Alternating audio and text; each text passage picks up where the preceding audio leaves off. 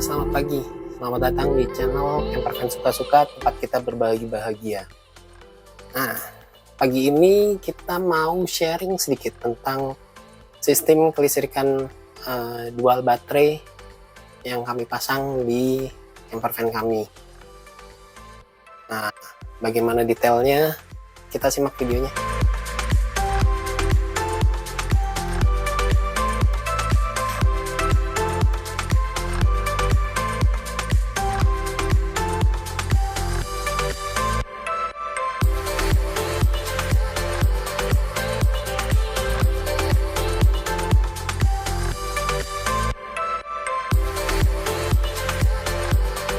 Ini adalah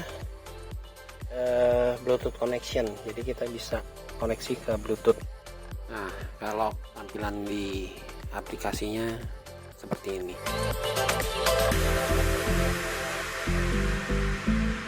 Nah, yang ini solar monitor. Ini akan terlihat berapa voltase baterai, berapa voltase charging dari solar panelnya, dan juga berapa. Nah, ini charging yang masuk saat ini adalah 2 ampere. Nah, ini terminal, ini ada untuk USB nya dan untuk lighter. Bisa juga pasang yang keluar seperti ini. Nah, ini ada 2 terminal, ini positif dan negatif. Saya bisa tambahkan semau saya. Nah, lanjut di sini. Nah, ini adalah fuse dari aki depan, ini fuse untuk ke sini, ini fuse untuk ke aki belakang. Jadi saya pakai 2 aki, satu adalah aki starter di depan untuk engine starter, dan ada aki belakang. Aki belakang saya masih pakai aki SLA sebanyak 6 piece ya, 6 unit, masing-masing 33,2 Ah. Jadi kalau di total sekitar 180-an Ah lah. Nah, ini adalah charging controller. Dia juga bisa berfungsi sebagai DC to DC, dalam artian ketika mesin menyala, alternator menyala, maka dari alternator akan terkirim melalui ke sini, kemudian dari sini akan mengisi ke baterai. Nah, selain itu dia juga bisa berfungsi sebagai MPPT solar panel. Nah, ini jalur solar panel MPPT. Nah, sekarang dia masih posisinya charging dari solar panel. Tapi ketika kita menghidupkan engine, mesin mobil, maka dari mesin mobil pun akan charging ke baterai belakang melalui charging controller ini ya, disebutnya DC to DC charger lah. Tuh. Nah, ini enaknya dia bisa di setup beberapa tipe baterai ya, mulai dari lithium ion, lithium ferrofosfat, SLA sendiri, ada yang gel dan ada yang liquid, juga termasuk aki biasa.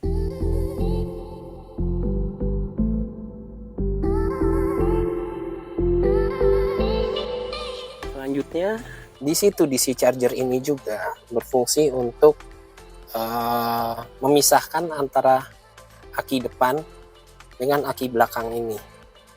Jadi pada saat mobil berhenti, aki belakang ini tidak terhubung dengan aki yang ada di depan. Tapi pada saat dia menyala, mesin mobil menyala, maka energi dari depan itu akan masuk ke aki belakang ini. Jadi pada saat kita camping nantinya, konsumsi dari inverter atau dari alat apapun tidak akan menyedot arus dari aki depan. Jadi hanya diambil dari aki sini saja. Sehingga pada saat kita mau starting engine nantinya, sesudah kita camping, itu tidak akan terjadi tekor di aki depan.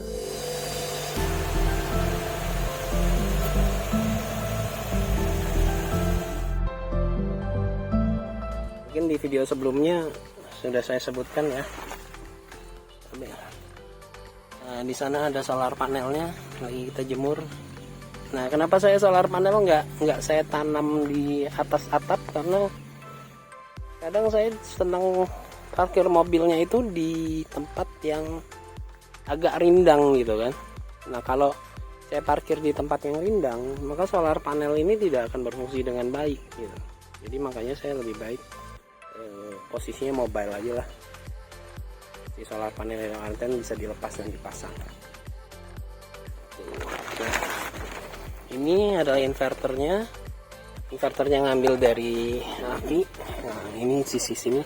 Nah, ini ada breaker lagi, ada apa namanya? Sikring. Sikring ini khusus untuk inverter. Gitu. Nah, inverter ini sendiri kapasitasnya berapa, 1000 watt ya, tapi ya saya aman lah pakainya di 600 atau 800, maksimal di 800 udah top banget deh. Saya nggak mau bebankan lagi.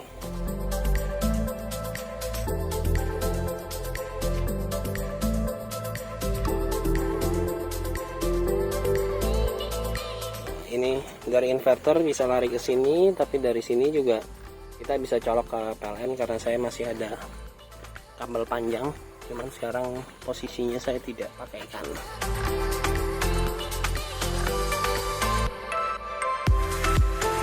Ini sistemnya jujur lebih sophisticated daripada kalau hanya pakai yang ini. Tadinya saya pasang yang ini nih. Tadinya saya pasang yang ini. Ini disebutnya VSR. Ini sebutnya VSR. Fungsinya sebetulnya sama, untuk menyalurkan listrik dari alternator dari mesin ketika mesin nyala. Cuman masalahnya si VSR ini dia tidak melimit ampere yang akan dilempar ke kaki belakang. Nah, sementara kalau yang unit yang ini dia ampere yang dilempar kaki belakang itu hanya 20 atau 30 ampere saja gitu. Jadi otomatis kinerja mesin di depan juga kinerja alternator juga tidak terbeban terlalu besar, dalam artian mesin di depan kan pasti juga perlu kelistrikan, dalam artian untuk menghidupkan busi, untuk menghidupkan tape, menghidupkan ECU segala macam. Nah, kalau misalnya pakai yang VSR ini, maka dalam kondisi aki kosong dia nyedotnya bisa sampai katakanlah berapa 100 ampere, maka semua akan ditarik ke aki belakang gitu. Nah, sementara untuk yang ini kalau nggak salah nih posisinya adalah di 30 ampere. Jadi maksimum 30 ampere itu akan disalurkan ke kaki belakang. Sementara kalau alternator normalnya itu kan biasanya sekitar antara 80 sampai 120 lah. Ini kebetulan evaluasi saya 100, kalau nggak salah sekitar 110 ampere. Jadi kita hanya ambil sekitar 30 ampere, 80 ampere itu masih ada di belakang, masih ada untuk konsumsi mesin depan, dan 30 ampere bisa diambil untuk mengisi ke belakang.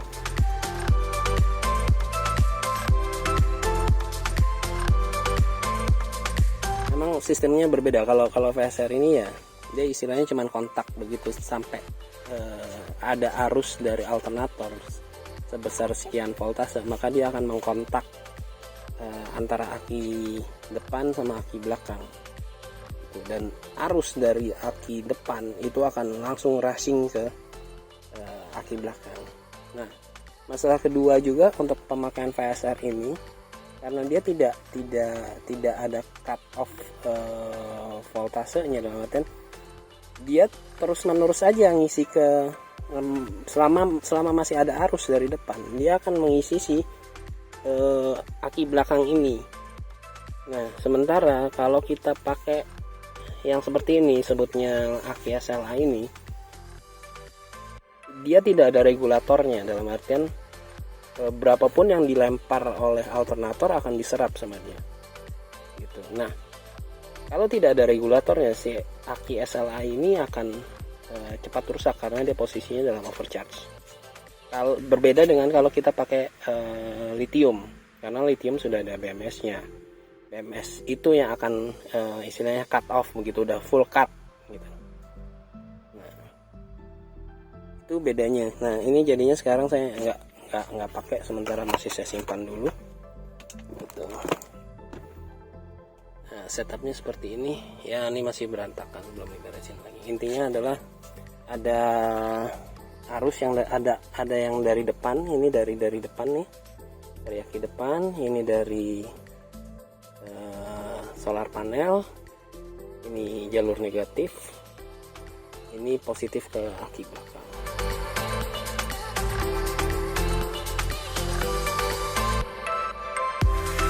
Nah, saat ini indikatornya sedang charging sekitar mendekati 3 ampere, itu didapatkan dari solar panel.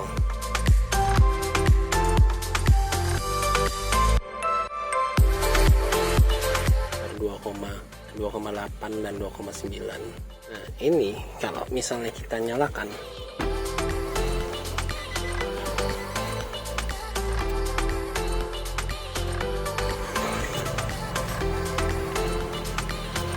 nah, maka ini akan berubah chargingnya ini dari alternator depan.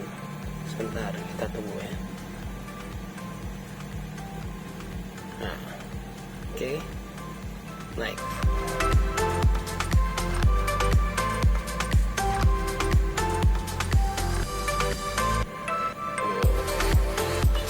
Langsung sampai 22 ampere, 23 ampere, 24 ampere. Nah, tapi sudah mentok sampai di 25 karena dia maksimumnya memang di 30 ampere.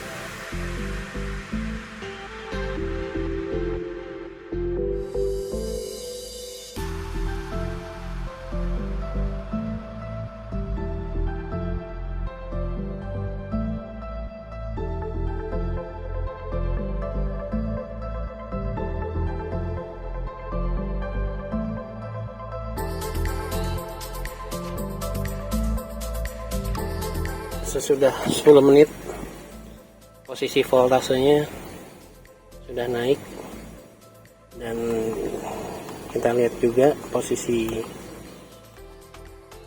ampernya ini dia makin turun.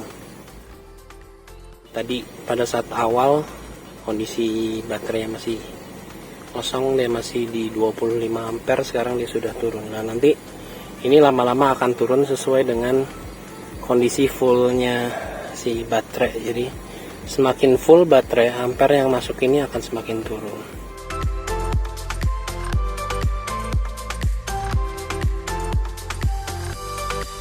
Nah, itulah sebabnya kenapa saya memilih untuk tidak membawa genset, karena sebetulnya saya sudah bawa genset yang besar sekali, yaitu mesin mobil saya ini. Nah, ini sebetulnya bisa menjadi genset, langsung dia produksi, lempar ke belakang, lalu ditampung oleh baterai. Itu. Jadi mobil saya itu udah langsung membawa gensetnya sendiri, nggak usah bawa genset lagi.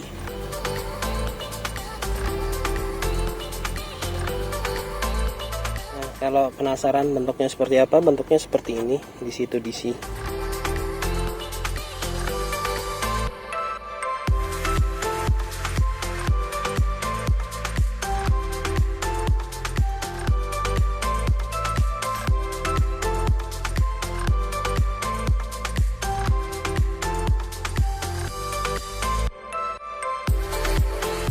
Nah, ini modul Bluetooth, sama ini modul monitornya.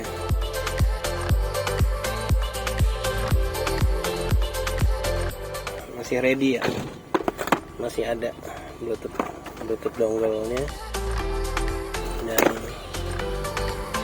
monitornya.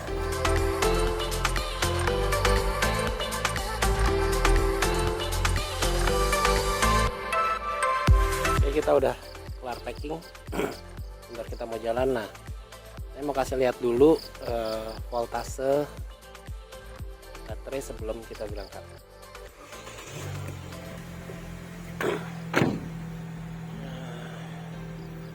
Perlahan dia naik, ampernya masuk. Nah, ampernya terus naik tuh.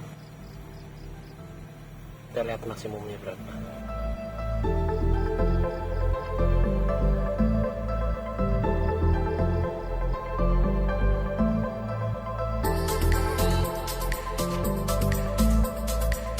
Oke, maksimumnya di situ lah.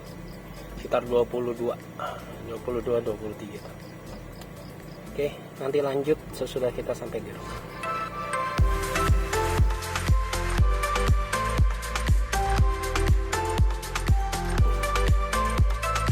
Oke, kita sekarang udah sampai rumah. Nah, sekarang kita lihat berapa posisi chargingnya ya. Nah, di sini ampernya deh stabil di 19,2, 19,1 atau 19,2. Nah, sekarang dia sudah berada di posisi 13,1. Ini tadi kita perjalanan sekitar 40 menit. Nah, ini dia akan cut off harusnya di 13,5. 13,5 dia sudah tidak akan melakukan charging lagi karena ini posisinya pakai baterai salah. Tapi kalau untuk lithium ion sama lithium ferrofosfat itu akan berbeda lagi. Dan ini adalah tampilan kalau kita lihat di aplikasi yang terhubung melalui modul Bluetooth. Oke, sekian dulu dari saya. Nantikan video-video kita berikutnya. Nah, kalau ada pertanyaan lebih lanjut bisa komentar di bawah atau langsung DM aja.